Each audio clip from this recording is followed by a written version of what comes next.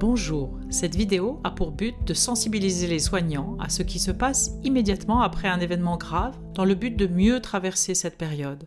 Un événement grave en médecine, c'est arrivé de nombreuses fois et ça arrivera encore. C'est lié au fait que la médecine est très complexe et que les soignants sont humains et donc peuvent faire des erreurs. C'est normal d'être impacté. Savoir que tout le monde ressent des choses similaires dans de telles situations peut aider. Souvent, ce qui vient de se passer est ressassé en boucle dans les moindres détails sans que l'on puisse s'en empêcher. On se sent coupable même s'il n'y a pas eu d'erreur. On ressent aussi de la honte, on doute de sa compétence et même de soi comme une tache d'huile qui s'étend. Et puis on se demande comment vont réagir nos collègues, ce qu'ils vont penser de ce qui s'est passé, cela fait peur. On se sent anxieux pour tout, le cœur tape vite, on ne trouve pas le sommeil, on est envahi.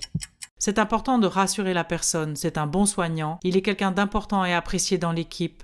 Les études ont mis en évidence le rôle fondamental du soutien par un collègue direct. C'est par exemple encourager la personne à exprimer ses sentiments, reformuler ce qui est dit et soutenir la personne dans la recherche de ses propres solutions. Cette histoire que l'on vient de vivre sera parfois difficile à partager avec des amis ou la famille, tous ceux qui ne connaissent pas de l'intérieur le métier de soignant, et c'est pourquoi c'est important de pouvoir le faire là. En définitive, c'est comme le premier secours ou le pompier des émotions. Être là, avec bienveillance, valider le fait qu'il s'est passé quelque chose d'inimaginable et que c'est dur, et rassurer sur le fait que ce que la personne ressent est en quelque sorte normal.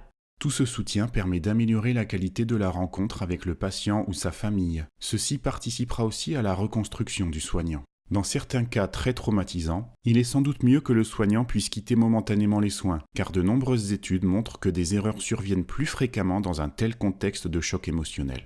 Garder le lien est important. Parfois, on s'inquiète des suites avec la hiérarchie, ou encore un procès. On ne sera pas seul. Des personnes moins impactées émotionnellement ou ayant une compétence dans ces aspects pourront être là et apporter un soutien. On pourra être aidé par des associations de soutien aux soignants ou encore des équipes spécialisées à l'intérieur des établissements de santé.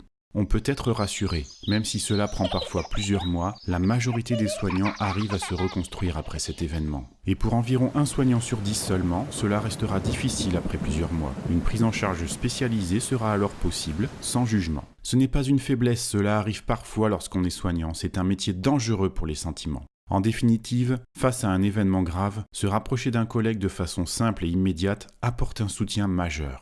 Une sensibilisation du plus grand nombre à ces premiers secours émotionnels renforcera le maillage et les possibilités de soutien.